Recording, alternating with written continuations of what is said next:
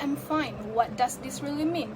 People who are fighting with depression watch the world go on and continue to go through the motion and plaster a smile on my face, but deep down I'm hurting so much. Good morning, Madam Norliana and my beloved classmate. My name is Delima BINTI JANI from BA236. Today I would like to talk about how to deal with depression. I will talk about the background, causes of depression, symptoms, and ways to cope with depression. Depression is a common condition that affects millions of people every year, and yet the non-reported sufferer of depression cannot be estimated. Depression has an impact of most aspects of everyday life. It affects eating and sleeping routine, self-esteem, and perspective on life. In addition, depression affects the people who love and care about the person who is depressed. There are several available treatment options for depression.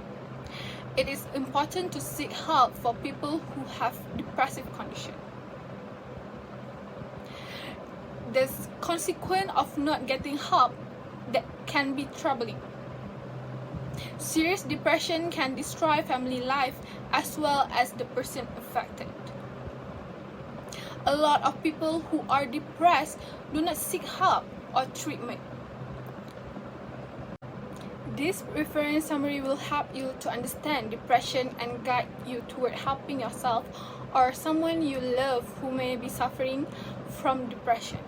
Depression, feeling blue or sad, is a normal reaction to stressful or sad situation in life. As we have established the background, let's first discuss causes. Causes of depression. Have you ever thought about the root causes of clinical depression? Perhaps a significant depression diagnosis has led you to wonder why some people experience depression while others do not. The illness of depression is complex. Although there are many possible causes, no one is certain of their exact nature. During a severe medical condition, some people experience depression. Others may experience depression when their life changes, such as when they move or lose a loved one. Still others have a history of depression in their family. Those who could suffer from depression and experience overwhelming melancholy, and loneliness for no apparent reason. First, abuse. Abuse on the physical, sexual, or emotional level can increase your risk of depression in later life. Next, conflict. People who are biologically predisposed to depression may experience depression as a result of interpersonal problem or disagreement with friends or relatives. Next, loss or death. Even though it is normal to feel sad or grief after losing a loved one, depression risk can grow. More personal issue, clinical depression can be brought on by issues like social isolation brought on by other mental conditions or being rejected by a family or social group. Next, let's talk about the sign or symptom of depression.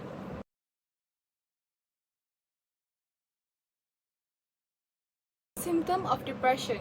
First, anxiety can develop in people who are depressed because they become fixated on what is wrong with them. They may feel tired all the time, lose their appetite, have trouble concentrating, and suffer other symptoms that could point to a significant physical condition. Next, suicidal thoughts. Depression frequently causes people to adopt a negative outlook on life. Though a few are willing to discuss it, some people begin to think about dying. Those who could express their hope that it would end soon. Those closest to the person are frequently terrified by this type of conversation. There is a link between depression and suicide. Even though this is not always a sign of suicidal thoughts, anyone worried about a friend or family members, mental health should encourage them to consult with doctor. Third, One of the most typical symptoms of depression is sleep disturbance. Some people have trouble falling asleep, while others wake up in the early morning hours and have trouble falling back to sleep. Some people may find it difficult to get out of bed until much later in the day. Lack of sleep affect other symptoms, such as low productivity and feeling of self-worth, and makes exhaustion much worse. Some people feel down for a period of time, and others' feelings come and go. Putting on a face, hiding a true feeling, thinking it would cause embarrassment. Bursts of anger spilling out on loved one, or being overly emotional. Getting away from social life, scolding from family, staying alone, that need for crying even without reason. Ways to cope with depression. First, reach out and stay connected. When you are depressed, the tendency is to withdraw and isolate you, so connecting to even close family members and friends can be tough. Reaching out is not a sign of weakness, and it won't mean you are a burden to others. It's never too late to build friendship and improve your support network. Second, do things that make you feel good. In order to overcome depression, you have to do things that relax and energize you. Find activities that make you feel more upbeat and energetic as you make time for fun activities. A daily relaxation practice can help relieve symptoms of depression, reduce stress, and boost feeling of joy and well-being. Aim for 8 hours of sleep at night and get on a better sleep schedule. Third, get moving for best result. Aim for daily activities for at least 30 minutes. Your mood will improve after a 10-minute stroll for 2 hours. If your depression is caused by unresolved trauma or is fueled by intrusive negative thought, add a mindfulness component. Lastly, eat a healthy depression fighting diet.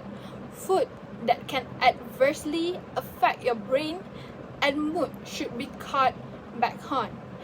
Aim to eat something every 3 or 4 hours and don't skip meals. What you eat has a direct impact on the way you feel. Boost your B vitamins. Conclusion: although depression is one of the most prevalent illnesses in primary care, it is frequently not detected, diagnosed, or treated. When untreated, depression has a high prevalence of morbidity or mortality. The majority of depressed people report anhedonia or nebulous unexplained symptoms rather than feeling depressed. Every doctor needs to be on the outlook of depression in their patient. There are various useful and practical depression screening methods that can be used in primary care setting. While you have no control over other person's recovery from depression, you can encourage that person to do so by supporting their effort to do so. It might be challenging to get a depressed individual into treatment. Even the simple act of scheduling an appointment or finding a doctor can feel overwhelming to your loved one, because depression saps drive and stamina. So, negative thinking patterns are also a part of depression. The sad person can think that there is no hope and that therapy is useless. So we have to help them to reach out and always check on them, so them didn't think they are burden to their family or relative. That's all from me. Thank you.